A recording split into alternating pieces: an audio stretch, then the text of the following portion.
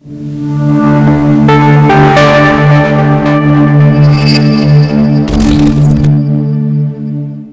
and welcome to Government Class. In today's Government Class, we'll be looking at the Lagos Conference of 1954. The Lagos Conference of 1954. The Lagos Conference was held in Lagos on the 19th of January 1954 by the same constitutional review team that went to London in 1953. So it was the same delegates that were sent to London that held this conference in Lagos on the 19th of January 1954. It was organized to attend to certain unresolved matters that arose during the 1953 Constitutional Conference in London. So the Lagos Conference was organized in order to attend to some unresolved issues or unresolved matters that arose during the 1953 Constitutional Conference in London. And it was also to give reports of Sir Louis Chick's Fiscal Commission, which was published in December 1953. At the end of the Lagos Conference of 1954, the following decisions were reached. The acceptance of the Fiscal Commission based on the allocation of countries' resources between the central government and the federating unit or region on the principle of derivation. What is the principle of derivation? It is one of the methods that are used in allocating resources. It's one of the methods that are used in allocating resources to a country. In a country is one of the methods that are used in allocating resources in a country.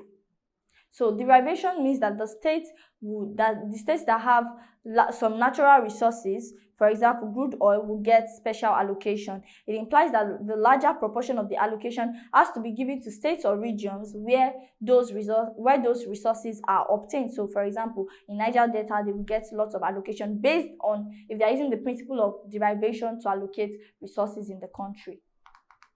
So that was one of the decisions that were reached in the 1954 Lagos Conference. That was one of the decisions that were reached in the 1954 Lagos Conference.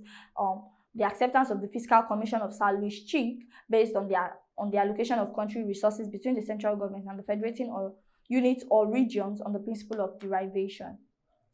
The decision to regionalize the public service based on the principle of federalism was also taken. So, the decision to regionalize the public service was based on the principle of federalism was also taken. So they decided to regionalize the public service. So every region would have their own public service, and then the federal government on its own would have its public service. So the decision to regionalize the public service based on the principle of federalism was taken at the Lagos Conference of 1954.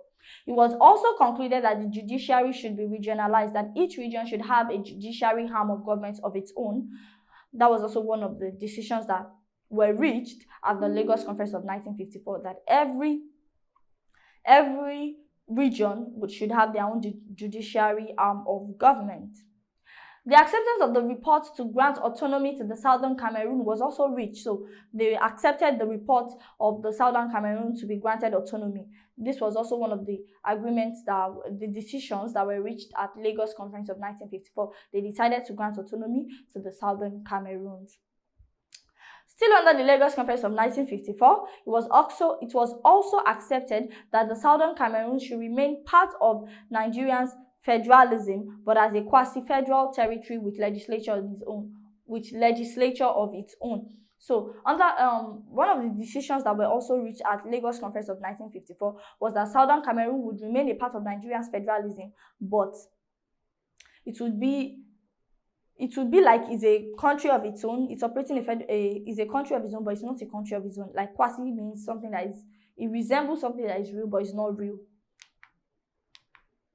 And the Southern Cameroon also had a legislature of their own. Southern Cameroon was administered with Nigeria together in the pre-independence time. They were administered with Nigeria together as a whole. And with this, we've come to the end of the class. In the course of this class, we looked at the Lagos Conference of 1954 and some of the decisions that were reached at the Lagos Conference of 1954 and reasons that necessitated the Lagos Conference of 1954.